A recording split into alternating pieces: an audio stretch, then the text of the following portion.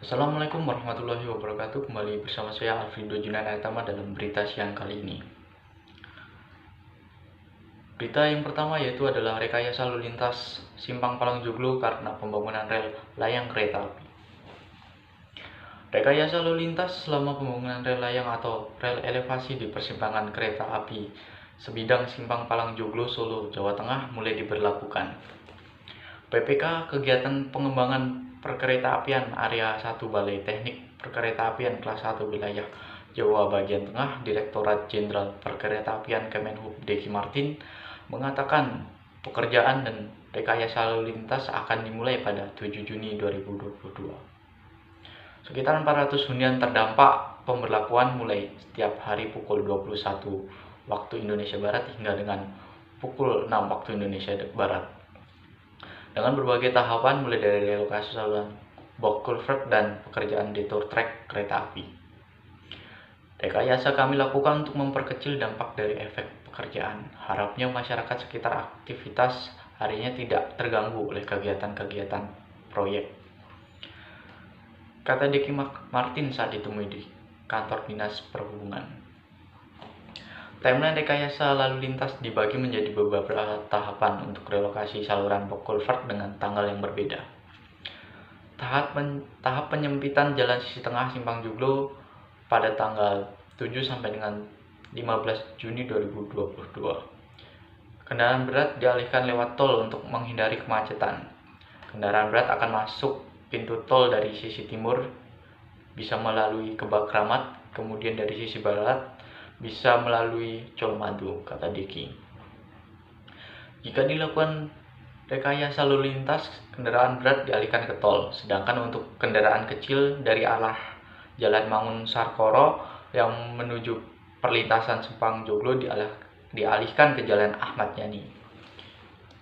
Selanjutnya, penutupan perlintasan Simpang Joglo sisi selatan akan dilaksanakan pada tanggal 14 sampai dengan 15 Juni 2022. Kendaraan berat tetap dialihkan ke jalan tol, lalu kendaraan kecil dari arah Jalan Sumpah Pemuda atau Jalan Solo Purwodadi yang menuju perlintasan Simpang Joglo dialihkan ke Jalan Ahmad Yani, ujarnya.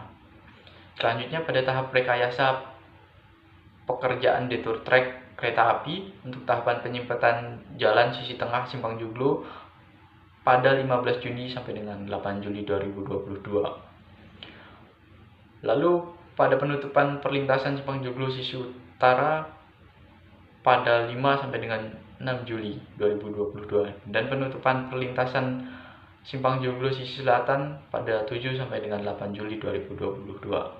Rekayasa lalu lintas saat tahap detour track KA diberlakukan sama dengan tahap relokasi saluran box culvert. Kemudian ada berita masyarakat Solo melakukan pemotongan hewan kurban dengan rasa syukur dan kepedulian sosial. Perayaan Hari Raya Idul Adha di Solo dirayakan dengan penuh sukacita dan rasa syukur. Salah satu tradisi penting dalam perayaan ini adalah pemotongan hewan kurban. Masyarakat Solo dengan semangat kebersamaan dan kepedulian sosial yang tinggi melaksanakan pemotongan hewan kurban dengan penuh kesadaran akan nilai-nilai keagamaan dan kepedulian terhadap sesama. Pagi-pagi buta, jamaah muslimin di Solo telah berkumpul di masjid-masjid dan tempat ibadah lainnya untuk melaksanakan salat Idul Adha. Setelah salat selesai, masyarakat dengan hati yang penuh rasa syukur dan ketakwaan melanjutkan prosesi pemotongan hewan kurban, sapi, domba, dan kurban dan domba yang telah disiapkan dan diteliti diserahkan kepada para pemotong yang terampil dan berpengalaman. Proses pemotongan hewan kurban berlangsung dengan penuh kehati-hatian dan mengikuti tuntunan agama yang telah ditetapkan. Para pemotong yang terampil menjalankan tugas mereka dengan cepat dan efisien, mengutamakan kesejahteraan hewan dan kebersihan dalam pemotongan. Masyarakat yang hadir dengan rasa takjub dan khusyuk mengikuti prosesi tersebut, mengingatkan akan pengorbanan Nabi Ibrahim dan keteguhan imannya. Setelah pemotongan daging kurban dibagikan kepada warga yang membutuhkan, yaitu masyarakat Solo. Dengan rasa kepedulian sosial yang tinggi, mengorganisir distribusi daging kurban dengan baik, banyak dari mereka yang menjalankan aksi dan amal sosial, menyumbangkan daging kurban kepada yatim piatu, kaum duafa, dan keluarga miskin di sekitar mereka.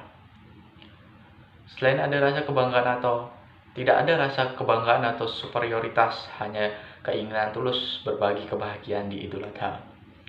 Selain itu, sebagian daging kurban juga digunakan untuk memasak hidangan khas Idul Adha seperti rendang dan gulai. Masyarakat Solo mengundang tetangga, kerabat, teman-teman untuk berkumpul dan menikmati hidangan tersebut. Suasana kebersamaan dan keakraban terasa begitu kuat di setiap rumah dan tempat makan yang disiapkan untuk merayakan kesuksesan melaksanakan ibadah kurban. Pemerintah Kota Solo juga memberikan perhatian yang serius terhadap aspek kebersihan dan keamanan. Selama proses pemotongan hewan kurban, petugas terlatih ditempatkan di lokasi-lokasi pemotongan untuk memastikan kepatuhan terhadap standar sanitasi dan kesehatan yang ketat. Langkah-langkah ini bertujuan untuk memastikan kebersihan dan kesehatan hewan kurban. Kemudian ada berita ketiga, yaitu pasar darurat di Joglo. Di depan tempat pemakanan umum TPU Bonoloyo, Kecamatan Banjarsari, Kota Solo, Jawa Tengah, mulai ditempati para pedagang. Total sekitar ada 113 pedagang telah didata mulai memboyong barangan dagangannya hingga Kamis 28 Juli 2022. Kepala Kabid Sarana Distribusi Perdagangan Dinas Perdagangan Solo, Yugo Sartono, mengatakan kepindahan para pedagang telah berlangsung pada Senin 25 Juli 2022. Ini pasar darurat sudah 100%. Pedagang sudah mulai pindah, kata Yugo Sartono. Rencananya pada Jumat 29 Juli 2022 akan digelar tasyakuran tanda mulai beroperasi pasar darurat tersebut. Sesuai kepindahan pedagang, Joko menjelaskan bangunan pasar Joglo segera dibongkar mengingat lokasi pasar Joglo terdampak pembangunan rel layang elevated rail di persimpangan kereta api. Pembongkaran ini difasilitasi dan ditanggung jawab langsung oleh pemerintah Kota Solo. Sementara itu, untuk pasar darurat pasar Joglo juga telah disediakan area parkir kendaraan. Area parkir diperkirakan mampu sekitar 50 unit kendaraan yang berlokasi di depan gapura masuk utama TPU Bonoloyo dan sekitar pohon beringin. Di depan gapura sebelah ringin ada tempat untuk parkir dan bongkar muatan, yaitu di halaman itu masih tersisa lahan. Kami pinjam di depan gapura sebelah pohon beringin. Area depan kantor TPU Bonoloyo juga bisa untuk parkir, katanya. Sedangkan area untuk bongkar muatan diperkirakan bisa menampung 3-4 mobil. Penyedia layanan publik pasar sebagai antisipasi adanya yang nekat berhenti atau memarkirkan kendaraan di ruas jalan Sumpah Pemuda Kadipiro Banjarsari, kami sudah pinjamkan barikade dari Dishub Solo dan sudah datang itu barikade untuk membatasi antara kios dan jalan. Demi keamanan nanti kami pasang. Kami sudah berkoordinasi dengan Dishub untuk menggunakan sebagai badan jalan, jelasnya, lanjut Joko. Barikade besi berjarak sekitar 1 meter. Area itu diperuntukkan sirkulasi atau mobilitas pembeli. Kemudian ada berita keempat, yaitu berita molornya pengerjaan proyek Jalan Viaduk Gilingan. Molornya pengerjaan proyek Jalan Viaduk Gilingan di Kecamatan Banjarsari, Kota Solo dipastikan molor. Perpanjangan masa pengerjaan ini akan memakan waktu hingga 2-3 minggu ke depan.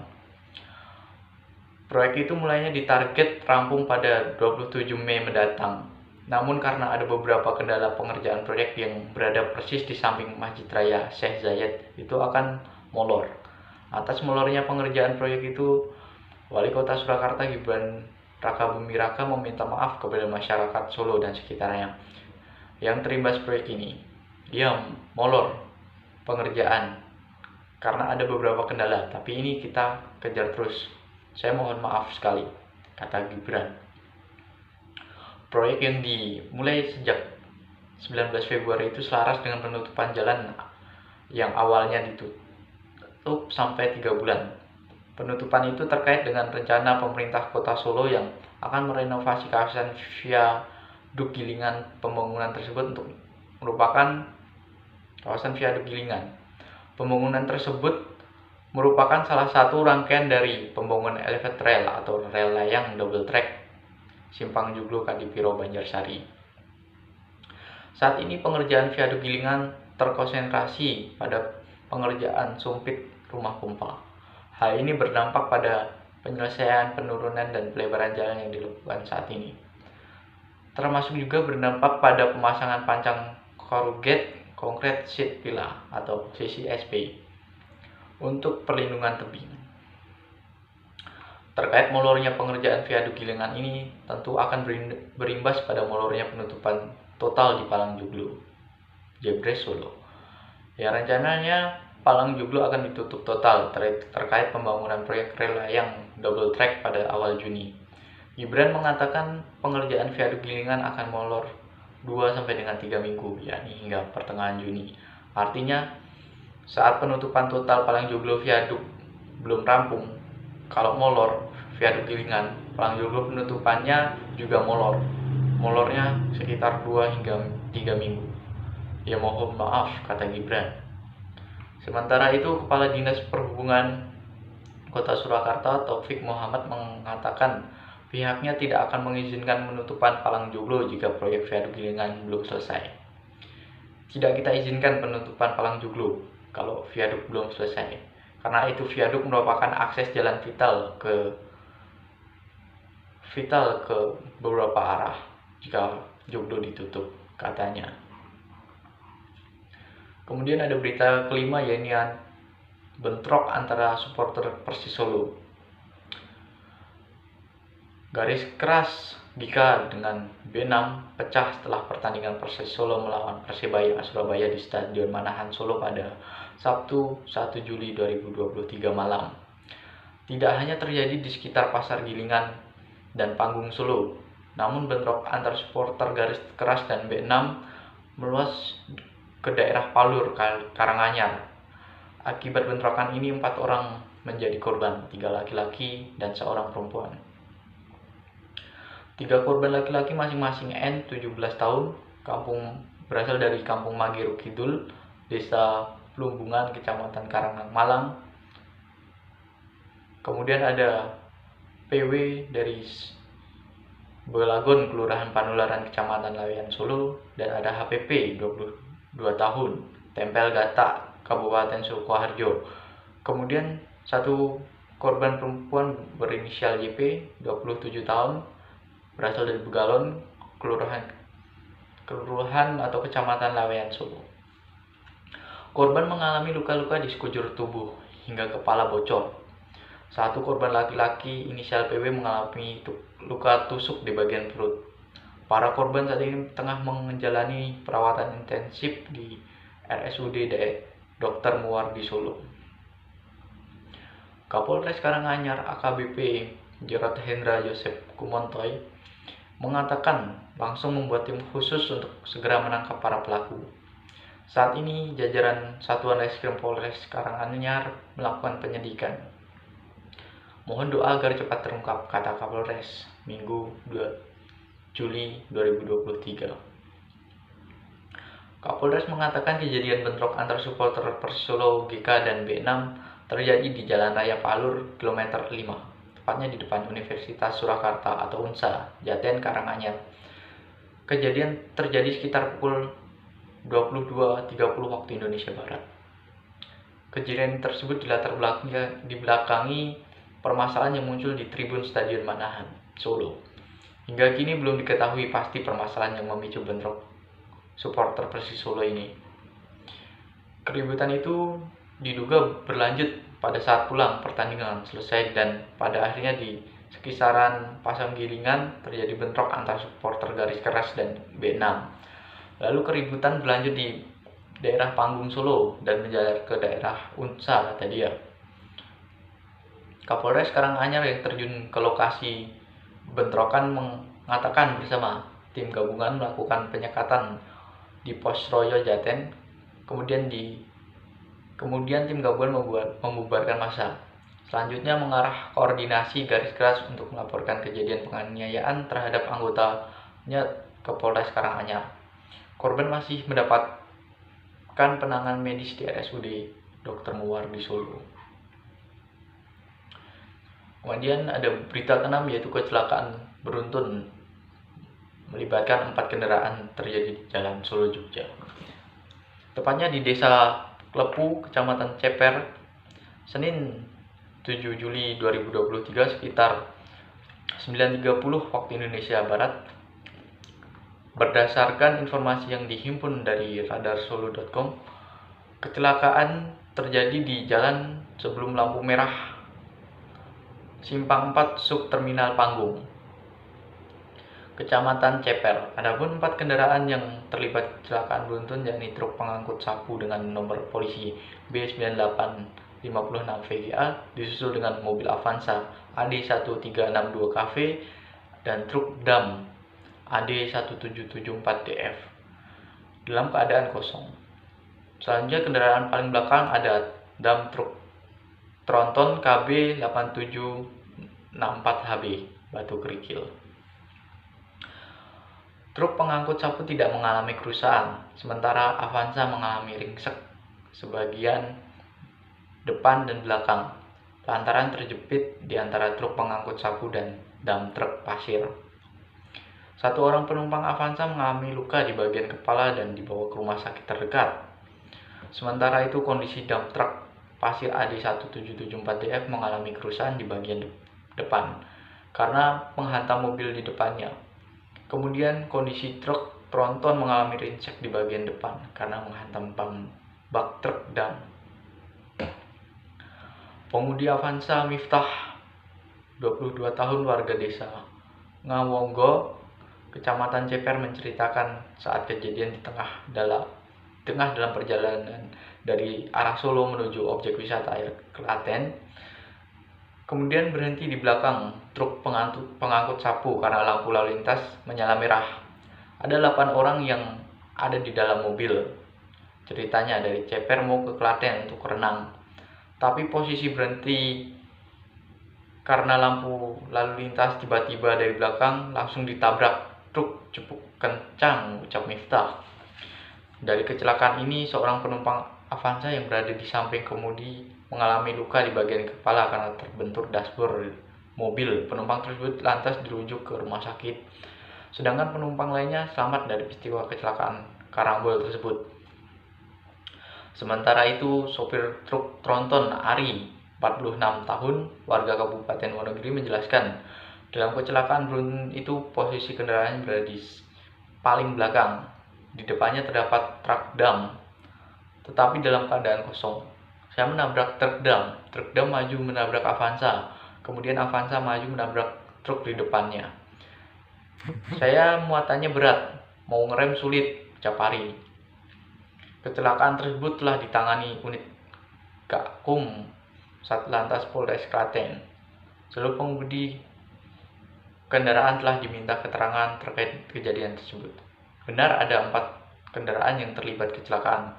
Diduga salah satu pengemudi truk yang kurang konsentrasi sehingga membentur di depannya, tetapi ini masih dalam proses penyidikan, ucap anggota unit Gakum Satlantas Polres Klaten Dimas Nur Chandra. Dimas menjelaskan dari peristiwa kecelakaan itu terdapat 1 orang yang mengalami luka ringan. Saat ini sudah diperbolehkan untuk menjalani rawat jalan. Sekian berita siang kali ini.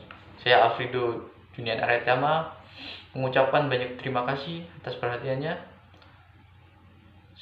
Mohon maaf bila ada kesalahan. Saya Alfredo Junian Aryatama pamit undur diri. Terima kasih.